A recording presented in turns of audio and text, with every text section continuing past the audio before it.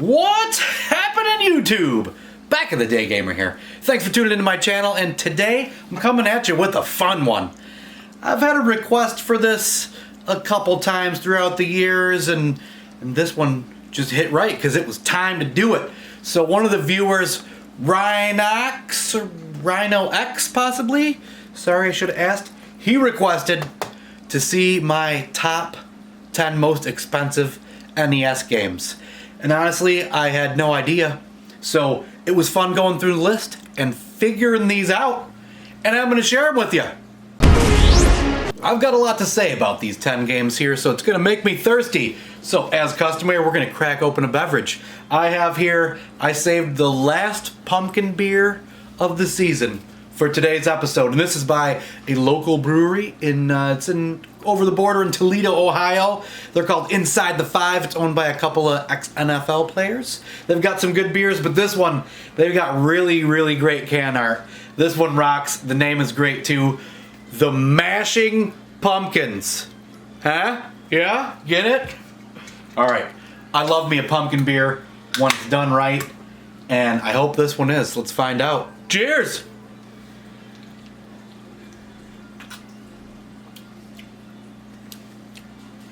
Yeah, I like that. It's good. Being honest, that's good. Okay, so my top 10 most expensive NES games. Now, this is not a flex. Whoa, look at how much I was stupid enough to spend on these video games. No, this was, once again, it was requested, so I thought it'd be fun to do it because I had no idea. And a lot of these games I paid next to nothing for. So it's not like, look how expensive these are. Not at all. It was just, he requested it. It sounded fun, and it was. I hope you enjoy. This game right here is not included because it's unlicensed, and we're just going with the licensed set. But had this been included, it would have been like number 8 or something. But one of those blue carts, ugly, ugly, ugly Castle of Deceit. It's a terrible game. Terrible, terrible game. Doesn't count though, it's not on the list.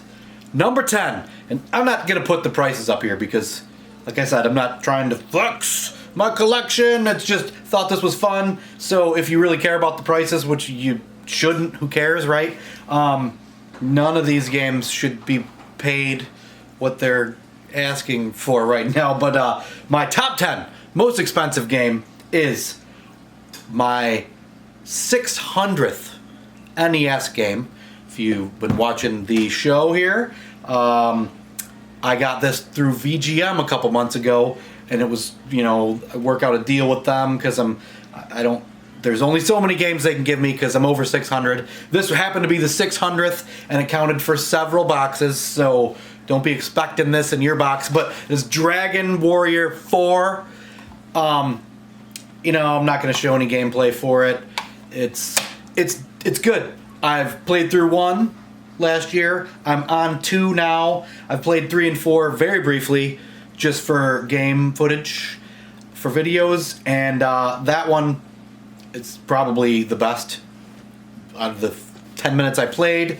I like them all. That one, when I played the save state that was on there, it had 4 characters. So that's awesome. I like a big party in my RPG group. But Dragon Warrior 4, good game. Not all these are good games.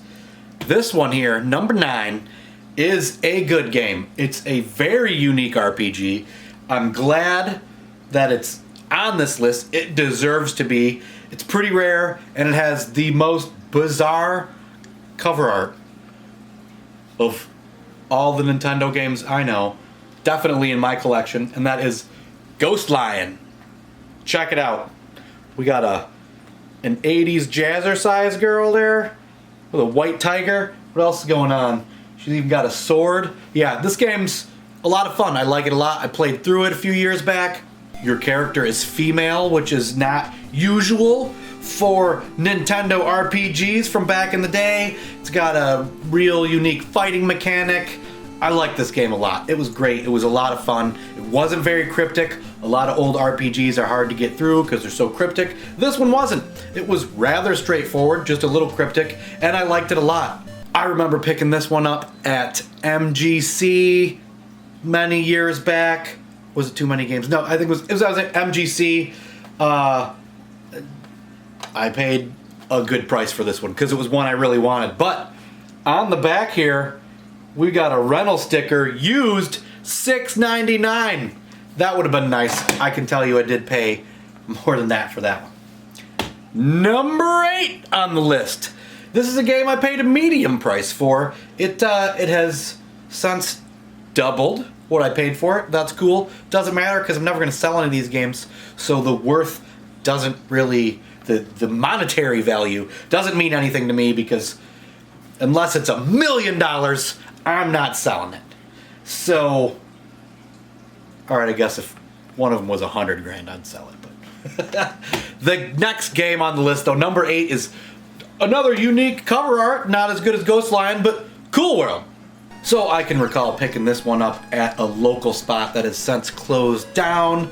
I got, like I said, I paid half of what it's going for now, and that was a good deal at the time. Also, I was happy to buy it. I don't know that I'd ever seen this one in the wild, maybe at some conventions or something, but I snatched it up right away because I knew it was a good price.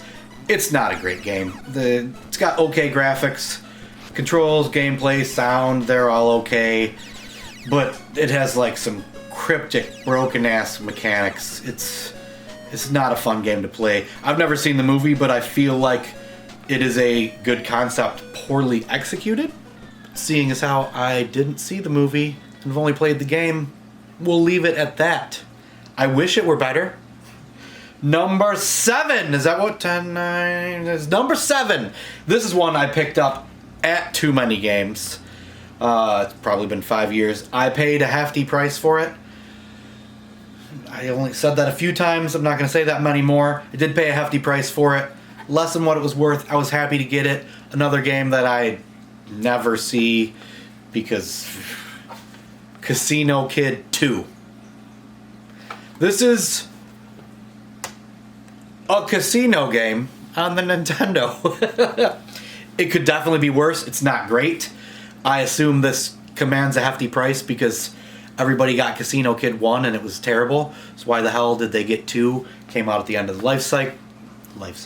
Came out towards the end of the Nintendo's lifespan. So, you know, those games are always, those games are always the pricey ones. Because they're rare, because everybody said, I'm getting Super Nintendo, not getting any more Nintendo games. We'll leave Casino Kid at that. It's not worth what I paid for it, and it's worth more now. Because they keep going up.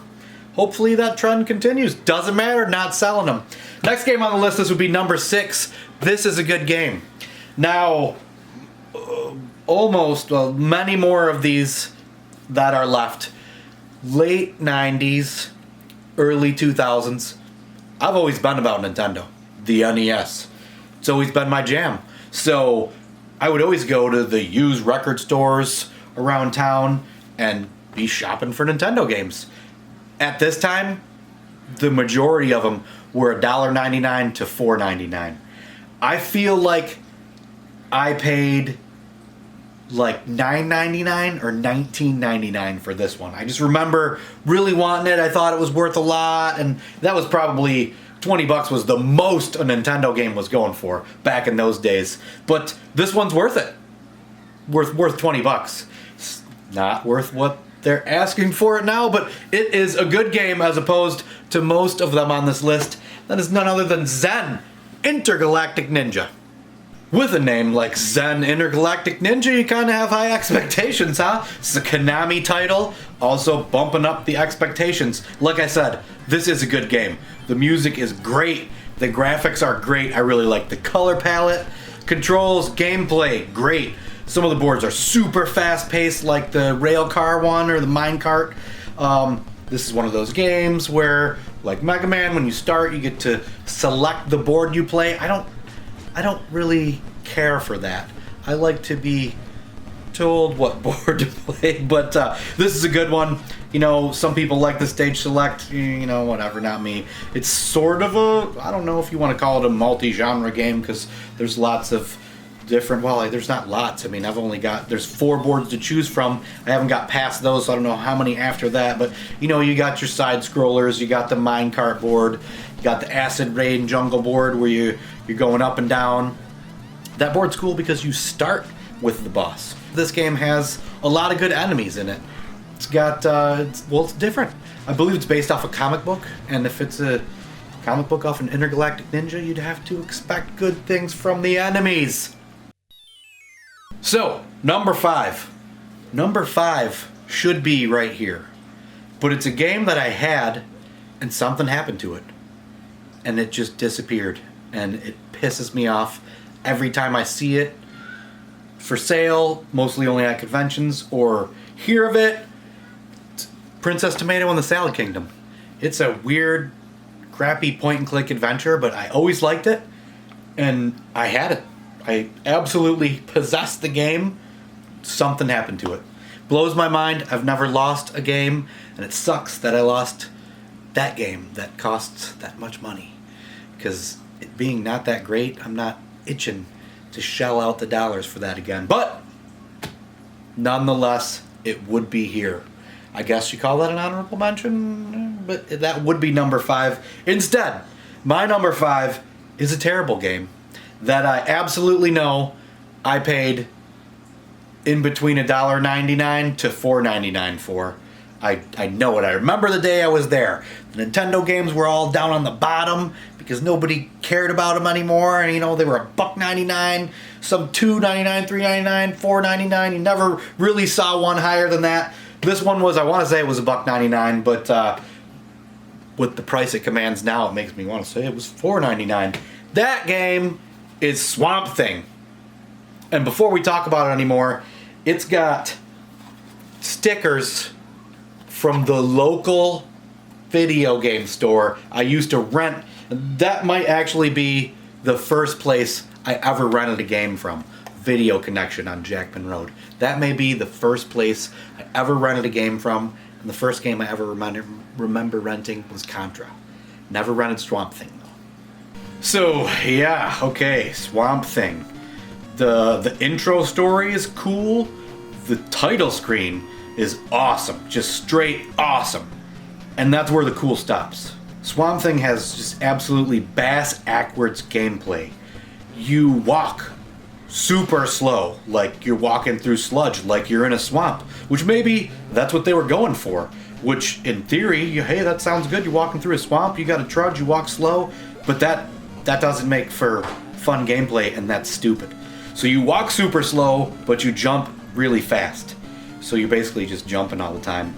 The game's terrible. It's not fun. You can't hit some of the enemies because they're like at knee height, and for some reason you can't hit them, so you're jumping most of the time anyway, so you just jump right over them. The graphics and controls actually aren't that bad, and neither is the sound, but Swamp Thing, it's just not fun. It's because of the gameplay.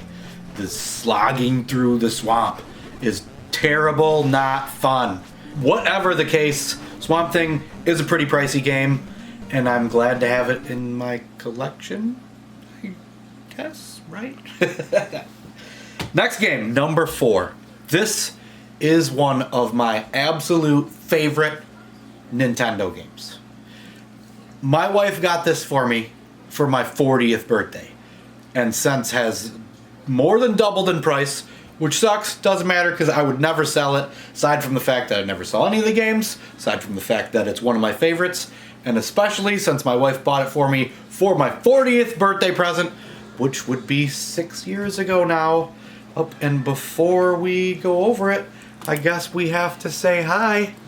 I guess somebody had to come see what's going on. Don't touch that screen though, buddy. We got the camera all lined up. Here, you want to come sit on my lap and tell them about one of my favorite games? What are you eating? Pretzels? So, well, Hillsfar, one of the advanced Dungeons and Dragons games on the Nintendo, Hillsfar.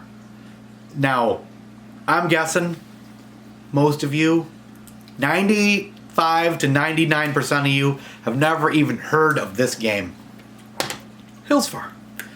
Back in the day, I had it on our IBM computer, had a handful of Dungeons & Dragons games, and I really liked it.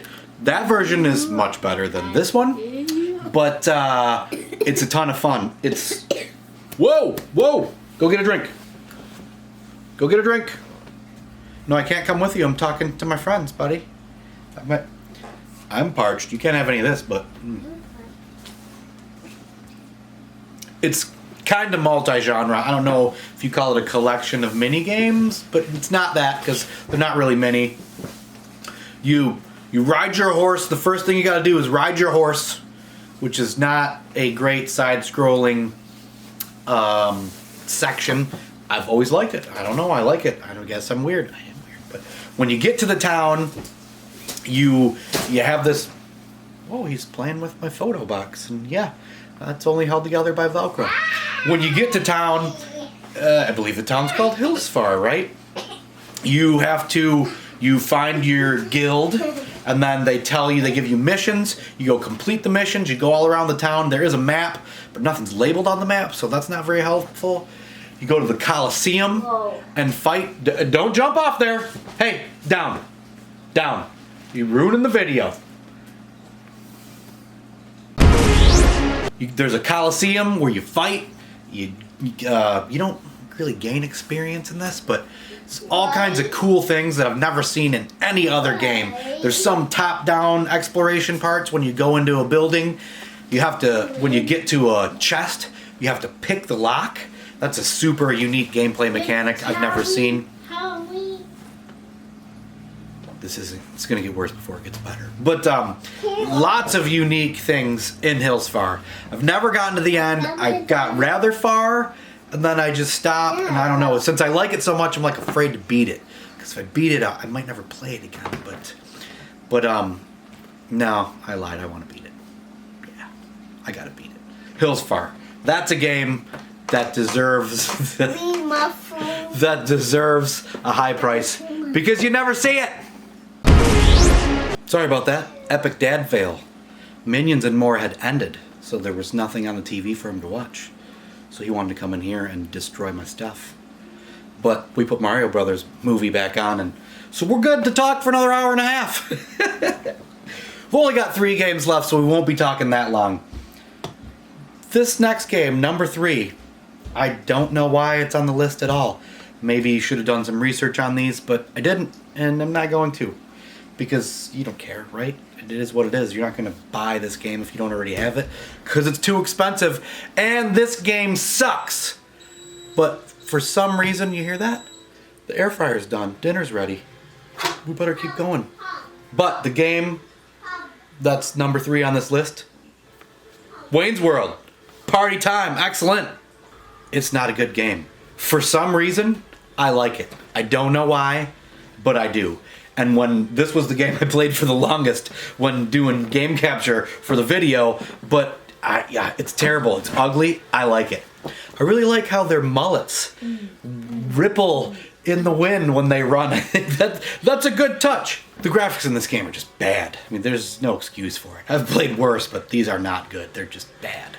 And being Wayne's World, I mean, you could have... shouldn't take a lot of detail. They should have nailed this, but they did not. Like I said, though, I do like the waving mullet there when they run. But, yeah, I mean, the controls and the gameplay, they're bad. Well, I mean, the controls aren't horrible, but the gameplay is bad. And the game's just not fun. But for some stupid reason, I'm liking it. I really like the way how it follows the movie. I haven't finished it yet, so I don't know. But, I mean, so far, it's following the movie. So I imagine it continues to do so. But, yeah, the cutscenes, they're just bad. They're bad. It's a funny game. There's like, you know, it's Wayne's World, so there's some quirky little things in the cutscenes that, you know, make me laugh here and there. I don't know. I mean, it's a bad game, but if you sit down and play it, you'll probably have fun. I do. I'm not sure why. But another thing, nobody ever mentioned this game. I mean, I'm sure when this game came out, everybody had to pick it up. I mean, it's bad, but you hear a lot of shit about Dr. Jekyll and Mr. Hyde, right? And that game is bad, but This isn't as bad as that, but it's Wayne's World. Everybody likes Wayne's World, right? The movie? Not so much the game. Number 2 on the list. I picked this up at, I believe it was MGC. And this was one that I did pay a good amount for. Once again, Wayne's World, that was definitely a $1.99 score. Definitely.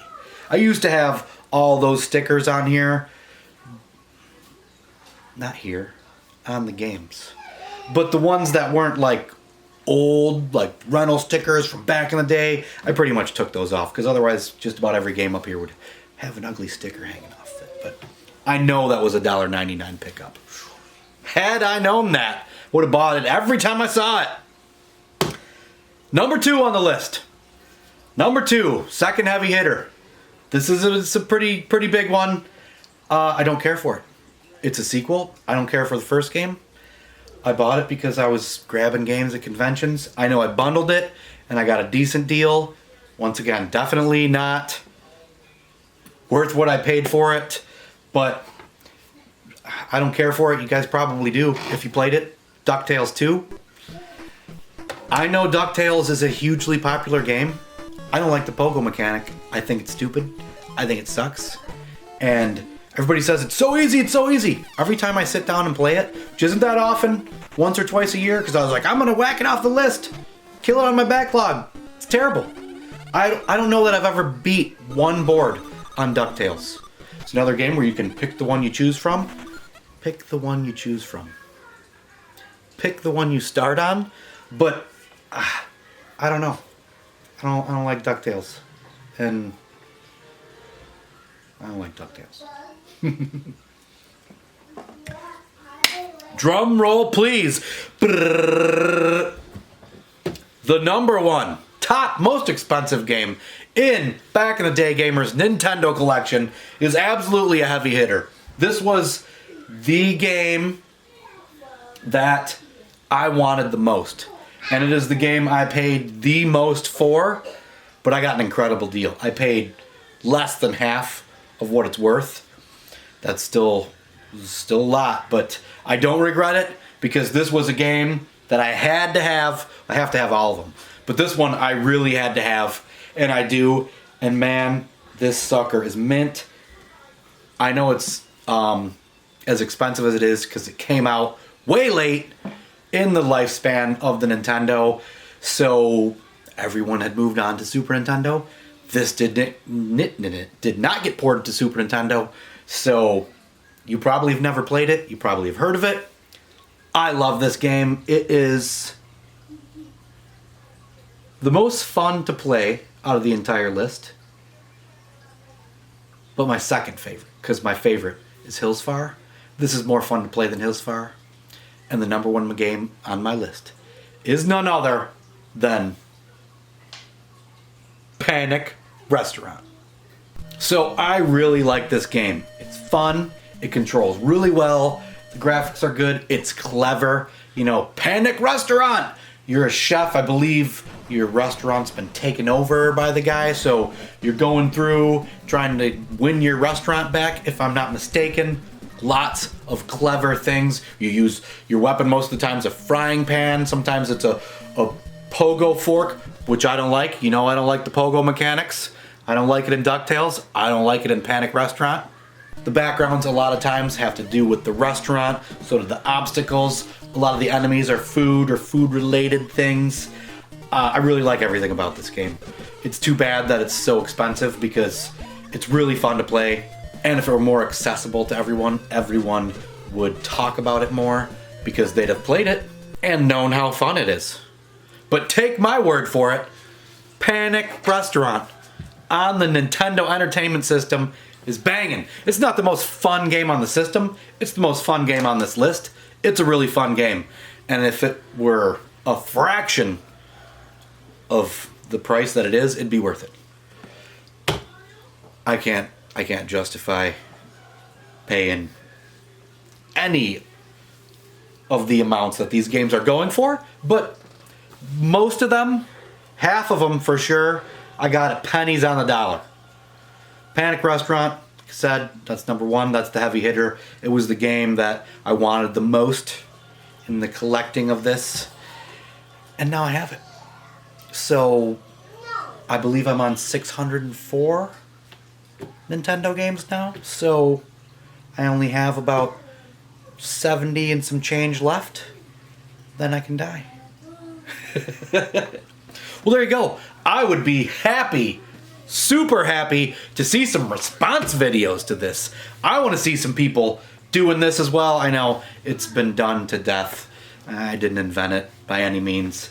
I really like doing it though. And RHINOX, thanks a lot for watching, commenting, subscribing. Thank you for the suggestion. I like doing this a lot. It was a super fun video to make. And now I have to carefully put these games back into sleeve protectors so nothing happens to them. Thanks for tuning into my channel. Like, comment, subscribe, all that jazz. And until next time, YouTube, keep it retro!